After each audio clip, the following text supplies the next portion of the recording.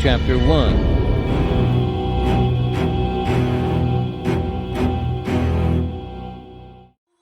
12 years later. In the pristine silence of space, the 5th battle group of the New Republic Defense Fleet blossomed over the planet Bessemer like a beautiful, deadly flower.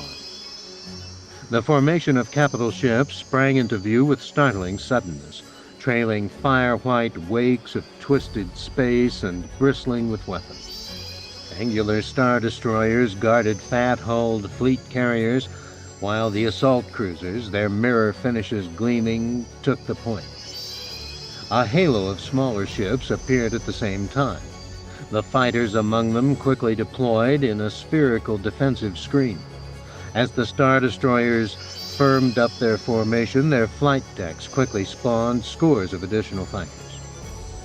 At the same time, the carriers and cruisers began to disgorge the bombers, transports, and gunboats they had ferried to the battle.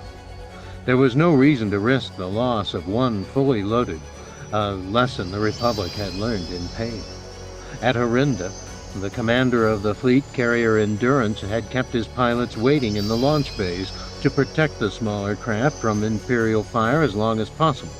They were still there when Endurance took the brunt of a super star destroyer attack and vanished in a ball of metal fire. Before long, more than 200 warships, large and small, were bearing down on Bessemer and its twin moons. But the terrible, restless power of the Armada could be heard and felt only by the ship's crews. The silence of the approach was broken only on the fleet comm channels, which had crackled to life in the first moments with encoded bursts of noise and cryptic ship-to-ship chatter. At the center of the formation of great vessels was the flagship of the 5th Battle Group, the fleet carrier Intrepid. She was so new from the yards at Hakasi that her corridors still reeked of sealing compound and cleaning salt. Her huge real-space thruster engines still sang with a high-pitched squeal that the engine crews called the baby's cry. It would take more than a year for the mingled sense of the crew to displace the chemical smells from the first impressions of visitors. But after 100 more hours underway, her engine's vibrations would drop 2 octaves to the reassuring thrum of a seasoned thruster band. On Intrepid's bridge, a tall Dornian in general's uniform paced along an arc of command stations equipped with large monitors. His eye folds were swollen and fanned by an unconscious Dornian defensive reflex, and his leathery face was flushed purple by concern. Before the deployment was even a minute old, Eitan Abat's first command had been bloodied. The fleet tender Ahazi had overshot its jump, coming out of hyperspace too close to Bessemer and too late for its crew to recover from the error. Eitan Abat watched the bright flare of light in the upper atmosphere from Intrepid's forward view station, knowing that it meant 6 young men were dead. But there was no time to linger over the loss. The monitors were flashing images from dozens of scanners on ships and spy satellites at a frenzied pace. Reports from the battle management section changed moment to moment, almost as quickly as the master battle clock counted up the tenths and hundredths. The assault plan was too intricate and tightly scheduled for a few deaths to stop it. Battle management quickly assigned a reserve fleet tender to Ahazi's section. May all spirits fly to the zenith, and your bodies rest peacefully in the depths, General Abat thought, recalling an old Dornian sailor's blessing for the dead. Then he turned away and studied the order of battle and tactical plan. There would be time to mourn later. "Penetration phase complete," sang out a lieutenant at one of the consoles. "Deployment complete. Assault leader is approaching wave-off failsafe and requests final authorization." "Penetration complete, copy," echoed Abat. "Deployment complete, copy. All stations call off." "Battle management, go." "Combat intelligence, go." "Tactical, go." "Communications, go." "Fleet ops, go." "Flight ops, go." "Ground ops, go." "I read the call board as clear," General Abbott said in a strong, confident voice. "Fail-safe authorization is go. Combat rules are green. Repeat, go green." "Authorization is go. Green. Copy," acknowledged the lieutenant, turning a key on his console. "Assault leader, the word is go. You are clear to proceed. All weapons are alive and the target is hot." Almost at once, a trio of assault cruisers and their complement of K-wing bombers broke away and surged ahead of the primary formation. Their new course would take them looping under the planet's south pole en route to their targets, the primary spacefighter base and planetary defense batteries located on the Alpha Moon, which was still over the horizon from the Armada's jump point. Pairs of speedy A-wing fighters flashed out of formation and fanned out to intercept and destroy the planet's lightly armed sensor and communications satellites. The A-wings fired the first shots of the assault on Bessemer and did so with unerring accuracy, transforming their targets into sparkling clouds of metal and plasteel. The A-wings also drew the first opposing fire. Several ion cannon batteries on the surface opened up in a vain attempt to protect their high-orbiting eyes. Moments after the ground batteries revealed their location, gunners on the lead Republic assault cruisers had them targeted. High-powered lasers on the cruisers painted the batteries, blinding ground sensors and testing for counterpunch fire from secondary sites. When there was none, the great pulse cannon mounted aboard the Star Destroyers methodically turned the ground batteries into smoking black craters. The only casualty for the Republic was an A-wing from Blackfire Flight, which picked up a sleeper mine on the right wing while making its pass against a recon satellite. On the far side of Bessemer, the cruiser detachment approached the Alpha Moon on a high-speed collision course. As drone fighters appeared from concealed launch chutes on the surface, the big ships fanned out three abreast and began releasing clusters of penetration bombs. Tall as a man and tipped by a reinforced spike, the black-cased bombs sped down toward the fighter base as the cruisers veered off. The drone fighters, rising from the moon, veered off as well. Moments later, a dozen anti-ship batteries on the surface surrendered their camouflage, opening fire on the infalling bombs. But the penetration bombs, propelled only by inertia and with their casings as dark and nearly as cold as space itself, did not offer much of a target. Most fell through the defensive barrage unmolested. 2 seconds before impact, small thrusters in the tail of each bomb fired, slamming them into the surface at even greater speed and driving them twice their length into the barren ground. A moment later, with the dust of impact still rising, the bombs exploded as one. The flash and flame were swallowed by the moon's face, but the terrible concussion propagated downward and outward through the rock. It shattered reinforced walls like matchsticks and collapsed underground chambers like eggshells. Great plumes of gray dust shot out of the launch chutes, and the ground itself subsided over what had been the main hangar. At the moment the bombs exploded, CH01 was flying lead in an 18-ship formation, following the cruisers toward the Alpha Moon. "Sweet mother of chaos," he breathed, awestruck by the sight. For just a moment he took his hands off the controls of his K-wing and lowered his forehead against his crossed wrists. The Narvoth gesture of surrender to the fire that consumes all. From the second seat of CH01's bomber came an equally heartfelt and respectful "Wow!" voiced by his weapons technician. "And I don't care what they say," he added. "I felt that one." "Seemed like I did too, Skids," said CH01. "No one had a better seat for it than we did, that's for sure." They watched carefully ahead with eyes as well as passive scanners. No more fighters emerged from the hidden base. The anti-ship batteries were still. But the drone fighters, already launched, fought on, even though deprived of their controllers. Following internal combat protocols, they flung themselves against the largest targets, the cruisers. Agile but lightly armed, the drones did not last long. The cruisers batted them down like so many insects. "Good shooting," CH01 exclaimed. None of the other crews in the formation heard him. The attack force was following blackout protocols, including strict comm silence, despite the close formation and the critical timing of what lay ahead. "This is going to work," the weapons tech said hopefully. "Isn't it?" "It has to," said Tukitu, thinking about what lay ahead. Only one real threat to the fleet remained: the great hypervelocity gun on the far side of the gravity-locked moon. Like a swift-footed sentry making its rounds, the Alpha Moon would soon revolve around Bessemer to a point where the HV gun would have its pick of targets in the fleet. According to the New Republic's surveillance droids, the gun emplacement was both ray-shielded and particle-shielded. Moreover, with the weapon's power plants and shield generator buried deep in the rock, it could easily survive the sort of assault that had destroyed the fighter base. If Aton Abat's capital ships had to slug it out with the Alpha Moon's big gun, the 5th Battle Group would surely lose several ships in the process. The key to avoiding that outcome lay with Tukitu's 18 bombers. "Coming up on the break," said Skids, glancing at the mission clock and then at the broken surface of the Alpha Moon rushing toward them.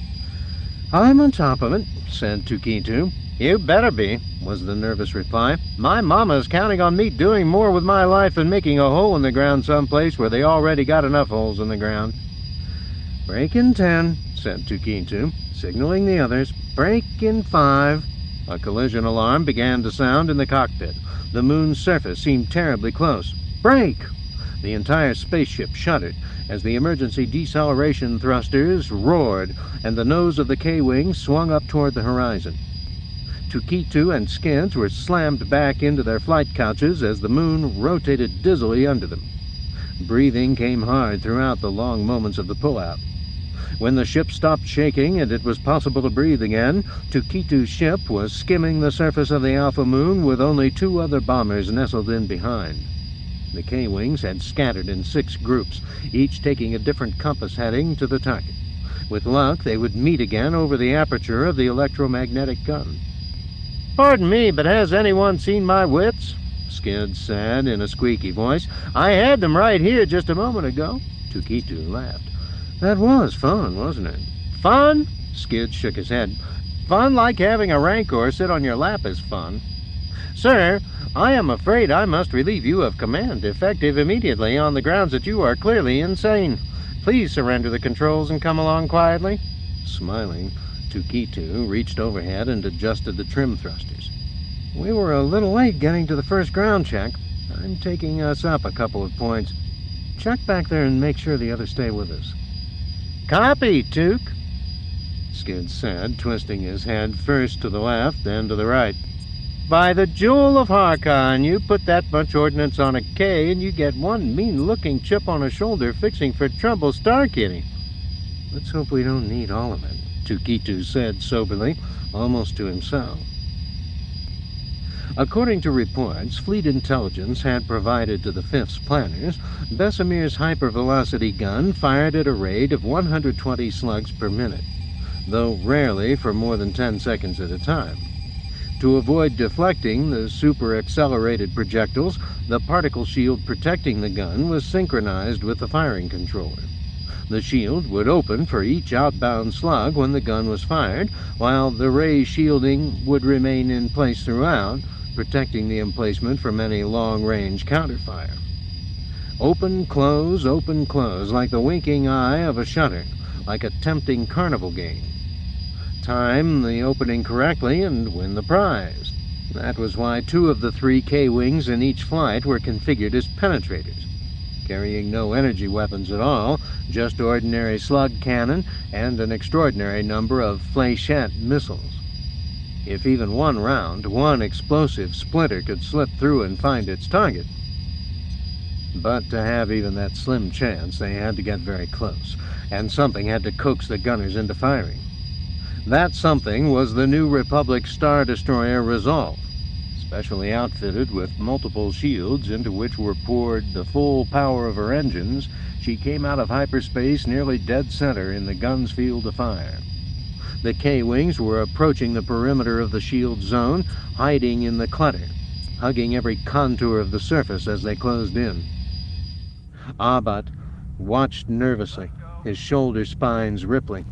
A few moments longer and the approaching bombers would be spotted, the threat analyzed. "Fire," he whispered. "Come on, take the bait." SH-Tukitu, watching his penetrators race toward the red line on his battle display, tensed himself for the high-G abort maneuver he expected them to have to execute. A heartbeat stretched out to a lifetime. On impulse, Tukitu thumbed his comm switch and broke comm silence. "Red leader to Red 2, Red 3. Stay on the tower. Stay on it." "What are you doing?" Skids demanded. Tukitu shook his head. "We have to get the game in before it rains." Red 3 suddenly broke right, away from its target, trying to escape the invisible wall that lay ahead. But Red 2 flew past the wave-off point and opened fire. Streams of silver missiles flashed from under its wings toward the stubby shield tower in their sights. "Sorry, Tuk. Too late going around," Red 3 called. At the same moment, the big gun roared, belching a staccato stream of slugs toward the Resolve. Red 2 broke left and up, its cannon tracking the shield tower and firing non-stop. "Come on, come on, come on," Tukitu said under his breath. "Make a hole for us." The leading edge of Red 2's salvo reached the shield boundary as the gun was still firing. Most shattered without exploding, crushed like insects hurled against a cockpit canopy. A few exploded against nothingness, their triggers overwhelmed by a surging induction current as the particle shield cycled on and off. But 2 fléchette missiles slipped through. The hemispheric dome of the shield tower disappeared in a small but brilliant explosion that left the metal remnants burning. "How did you know?" Skid said wonderingly. Tukitu shook his head. "I didn't," he said, pushing the throttles forward. Ahead lay the aperture of the big gun. Like a frantic animal fighting for its life, the hypergun fired on the Resolve without pause from the moment the particle shield vanished. The big cruiser wasn't nimble enough to evade the barrage pattern thrown at it from the Alpha Moon, and Commander Syub Snunb wondered if it was tough enough to withstand the hits it was taking. Shells crashed against its invisible shields with such force that the ship itself shuddered and shook. "Red flight is inside the perimeter," a lieutenant sang out. Steadying himself against a bulkhead, Snunb acknowledged the report with a nod. "Then we've done our job. Keep tracking the incoming fire," he said. "Navigate it. Turn and show them our heels. Keep us on an escape heading. If they give us any kind of break at all, drop the auxiliary shields and jump us out of here." "Yes, Commander." Just then, the outermost shield buckled under a salvo of shells, the impact sucking the field strength from the protective bubble faster than the shield generators could restore it. An alarm sounded on the bridge as the shaking abruptly got worse. "The D shield is down. The generators are slagged." Snunb shook his head. "I must remember to tell General Abat that I do not much like being the bait tied outside the Predator's lair. How much longer?" His first officer pointed to the tactical display. "Tukitu should be over the target in another few seconds." Another alarm sounded on the bridge of the Resolve. "I hope we have another few seconds to give him." The aperture of the hypergun was glowing brilliantly in the infrared on Tukitu's targeting computer. "Let's finish this on the first pass." "Arming number 1, Skid sang out. "Arming number 2. Taking attitude control now." Tukitu lifted his hands from the stick and throttle. "All yours." The nose of the K-wing lifted skyward, and the bomber began to climb. "Range mark. Number 1 away. Number 2 away. Let's not hang around, Tuk." As the lob bombs began to trace a clean, elegant ballistic arc up and over the top of a gravitational hill, Tukitu hauled the nose of the bomber back and around to the left so sharply that he felt momentarily dizzy. While the broad bottom of the ship was facing the target, there was a dull roaring sound, a brilliant flash that cast long shadows on the surface, and a neck-snapping vertical translation as though some mighty hand had shoved the K-wing from below. "Too soon, too soon!" Skids cried in alarm. "Not ours!" At that moment, Black One flashed by overhead, and the comm speaker crackled to life with gleeful exultations. "Scratch one big gun," drawled Black Leader. "My stars, that was a big splash. She was still firing when we bracketed her. We must have jammed up a couple of shells in the barrel. Did you see it, Red Leader?" "Negative, Black Leader." The landscape lit up again with a double flash that was a pale echo of the first. "Sounds like you didn't leave much for us, Hodo," Tukitu said with a grin. "That'll teach you to dawdle, sir."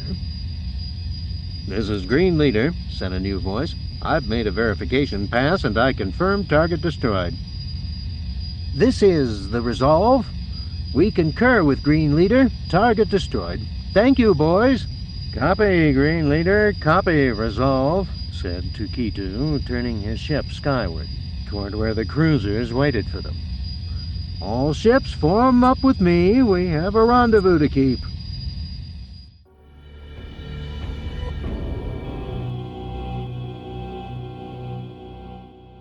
Standing at a podium and wearing the uniform of the Joint Defense Operations Staff, rather than the Mon Calamari battle dress in which he had earned his fame, Admiral Akbar gestured with a large hand toward the display screen on his right. "With the fleet firmly in control of local space, it is now relatively safe for the gunships to begin opening a corridor to the surface," Akbar said, looking out at the small, select audience. "The tactics echo those used against the hypergun, to expose well-armored vessels to enemy fire in order to locate and destroy the defensive emplacements in the target sector. In this case, as you can see, the counterfire is coming from the heavy batteries of the vessels in orbit." The monitors in the conference hall at the New Republic Defense Forces headquarters on Coruscant showed much the same images as those on Intrepid's bridge, though lagging some seconds behind. The signals were being relayed across 15 parsecs of hyperspace transponder, then reviewed by military sensors to make sure that what appeared on the displays was appropriate to the clearances of the audience in the hall. That afternoon, little censorship was needed.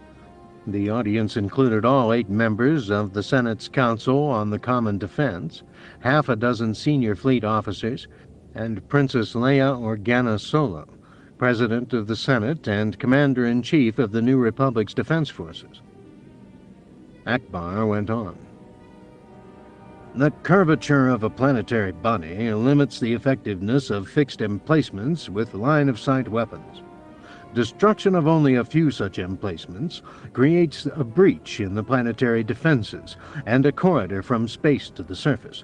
You see here that the fleet is close to opening such a corridor. The threat at this point would be from atmospheric fighters or ground-to-air missiles launched from over the horizon. But Bessemer has no such defenses. When the breach is fully opened, the invasion will begin." "Admiral Akbar, a question," Senator Talik Yar called out. "How realistic a test is this for the fleet? Is this anything more than a scripted performance?" "It is as realistic as possible," said Akbar. "This is an operational readiness exercise, not a simulation. It is true that the fleet is opposed only by battle drones and computer sims. But I can assure you that the defense team takes pride and pleasure in constructing a difficult problem for the fleet tacticians." "Admiral Akbar," said Senator Sion Maruk, rising from his seat and allowing the great, heavily veined air sacs on his back to fully inflate. "This has been a most impressive demonstration so far.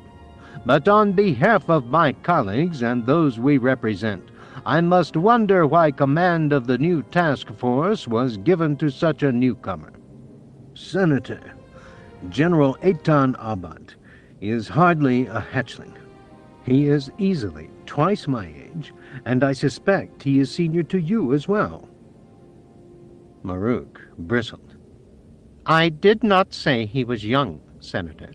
I said he was a newcomer." The commanders of the other fleets are all veterans of the rebellion, leaders who, like yourself, earned honor in the great battles at Yavin, Hoth, and Endor.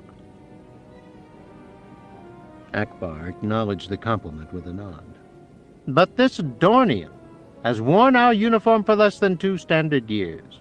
The Fifth Fleet was authorized in no small part on your personal testimony and assurances, and built at great expense to the New Republic.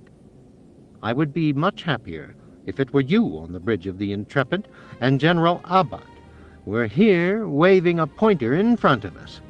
But you ought not be, Senator, Akbar said sharply. Though it was not part of the rebel alliance, Dornia has its own heroes from the fight against the Empire. General Abad has a long and exemplary record as a fleet commander with the Dornian Navy.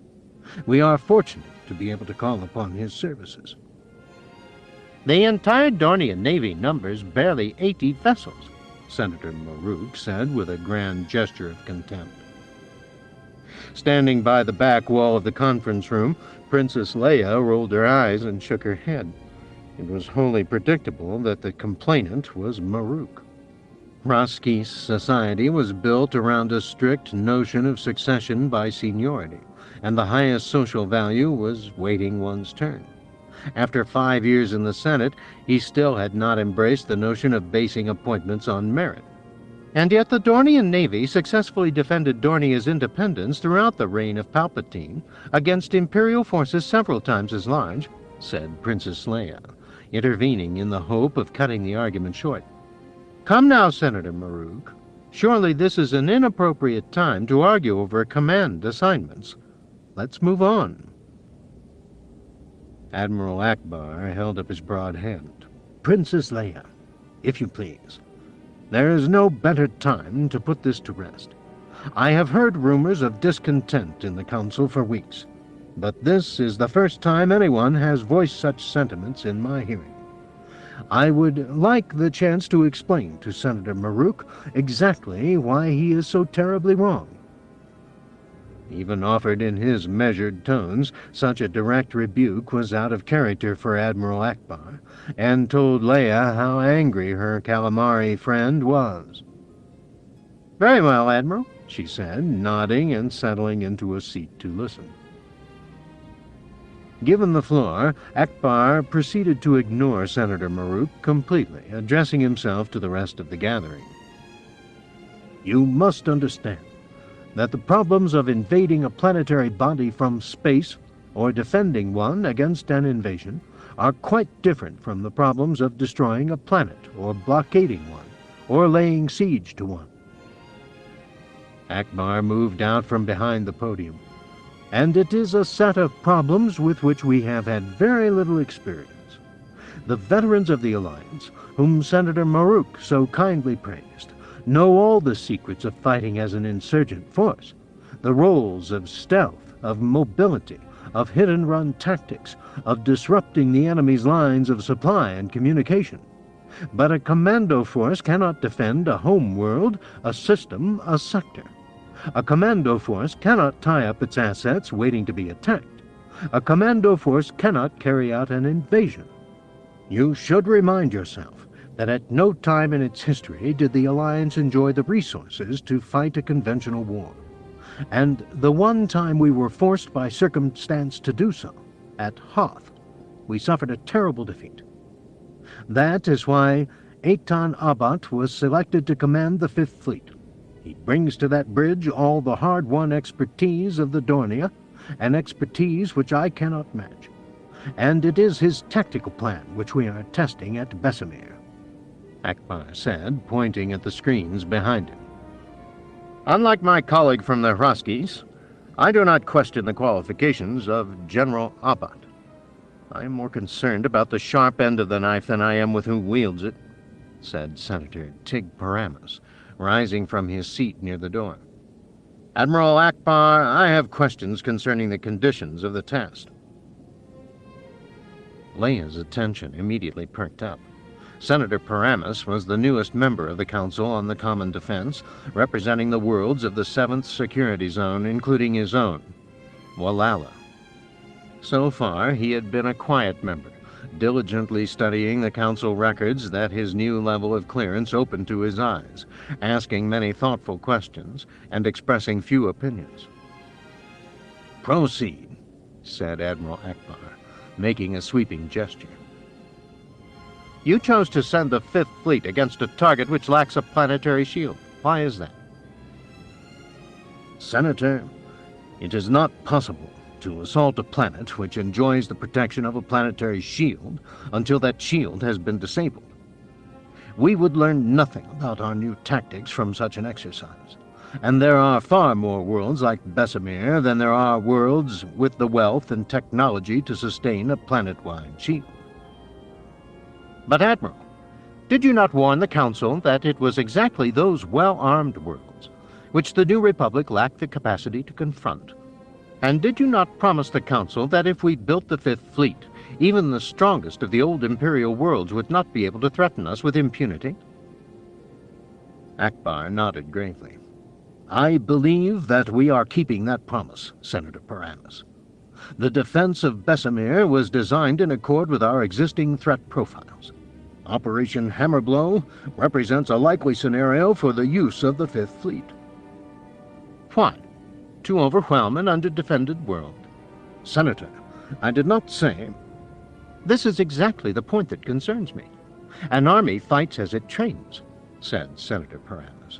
"Did you build the Fifth Fleet to protect us against a strategic threat, or to strengthen Coruscant? Does the danger you saw lie outside our borders or within them?" He turned and pointed an accusing finger in Leia's direction. "Exactly who are you preparing to invade?" Akbar blinked, rendered wordless by surprise. The other officers in the room scowled and bristled. The other members of the council were taken aback by Paramis's intimations themselves, or, like Senator Maruk, by his temerity in speaking out of turn. "I can only think that if you had been here when the votes were taken, Senator Paramus, you would not ask such questions," Leia said sharply, moving to the front of the room with a purposeful stride and a swirl of robes. "You unfairly malign Admiral Akbar's honor." "I do not malign him in the slightest. I am sure Admiral Akbar is faithful in his duties and loyal to his superiors," Paramus said, looking purposefully at Leia. "How dare you!" bellowed Senator Talik Yar as he leaped to his feet. "If you do not withdraw your words, I will knock you down myself." Leia sent a small, tight smile in the direction of her champion, but waved off his assistance. "Senator Paramus, the Fifth Fleet was built to protect the New Republic, and for no other reason. We have no territorial aspirations, no hunger for conquest. How could we, with 10 new applications for membership arriving every day? On the honor of the House of Organa, I give my word. The Fifth Fleet will never be used to invade a member world, or to coerce its will, or subdue its legitimate ambitions." Even before he spoke, it was clear that Paramus was unimpressed. "What weight shall I give a vow made on the honor of an extinct family? A family you have no blood claim with?" Talik Yar's face flushed, and his hand moved toward the ceremonial dagger he wore on his breastplate. But the hand of the officer standing beside him stayed the impulse. "Wait," General Antilles said softly. "Give him a little more rope." Senator Paramus swept his gaze across the room and found that every face was turned toward him. "I am sorry to spoil the festive moment and waste the expensive pyrotechnics thoughtfully arranged for us by Admiral Akbar and General Abad. I am sorry to raise Senator Yar's blood pressure and to offend Senator Maruk's well-honed sense of propriety, but I cannot be silent. What I've learned in the months since I took my council oath, what I've heard and seen today, alarms me profoundly. If I could, I would speak of this in the well of the Senate, before the eyes of the entire Republic. You have not bought security. You have built the machinery of oppression, and are about to hand it over to the progeny of the most brutal oppressor in history's memory. I am deeply, unalterably opposed to arming the New Republic against its own members." "You are mistaken," Admiral Akbar began. "That is what you have done," Senator Paramus said angrily. "The Fifth Fleet is a weapon of conquest and tyranny, nothing less and nothing more. And once a weapon is forged, it tantalizes and tempts and transfixes until someone finds a reason to use it. You've given the son of Darth Vader a glittering temptation to follow his father's path. You've given the daughter of Darth Vader a gift-wrapped invitation to secure her power by force of arms. And yet you sit here smiling and nodding and swallowing the fiction that all of it is for your protection. I am ashamed for you. Ashamed." Senator Paramus shook his head vigorously, as though to clear it of unwelcome thoughts, then stalked out of the conference room. Leia quickly turned her head away, struggling to control her expression and to conceal the struggle. The stunned silence was broken by embarrassed coughing and the squirming, shuffling sounds of officers and council members shifting uncomfortably in their seats. "Chairman! Chairman Ben Kilnam!" Senator Talik Yar exclaimed, finding his voice at last. "I want him reprimanded. I want him brought before the review. This is intolerable. The Seventh must send someone else to represent it. Intolerable, do you hear?" "We all hear, Senator Yar," Ben Kilnam said in his most silken, soothing voice as he moved toward Leia. "President Organa, allow me to apologize for Senator Paramus's regrettable lapse." Talik Yar snorted. "Why not apologize for the Emperor's regrettable lapses as well? It would mean about as much." Ben Kilnam ignored the comment. "You may remember, Princess Leia, that the hand of the Empire fell heavily on Walala. Tig Paramus remembers all too well. He was only a boy, watching his world conquered, his people's spirit destroyed. The memories fill him with a passion which inspires his diligence but betrays his good sense. I will speak with him. I am sure he already regrets his intemperate words." Ben Kilnam's accent was the cue for the room to empty. The others nearly fell over each other in their eagerness to excuse themselves, the ritual etiquette of salutes, congratulations, and good wishes so rushed that it took on the flavor of farce. Almost before she knew it, Leia was alone with Admiral Akbar. As she lifted a weary face to Akbar's sympathetic gaze, she attempted a wry smile. "I thought that went well, didn't you?" Just then, an image of General Abat appeared on the primary display screen. "Aton Abat, reporting to Fleet Ops, Coruscant, with copy to President of the Senate," the image said. "Live fire exercise, Hammerblow, satisfactorily concluded. Detailed report on casualties, deficiencies, and the performance of individual commands to follow. Recommend that the 5th Defense Task Force be considered operational this date." Then the display went dark. Akbar nodded and clasped Leia's shoulder with one large hand in a friendly and comforting gesture. "Well enough, Madam President," he said. "Better to face bitter words than to face more fighting and dying. I think we have all had enough of that for a lifetime." She stared out the doorway through which Paramus had exited. "How could he be so foolish?" she asked plaintively. "After Palpatine, Hethria, Durga, Darla, Thrawn, one after another with hardly enough time in between to heal the wounds and patch the hulls, how could he think we love war so much?" "I have found that most foolishness begins with fear," said Akbar.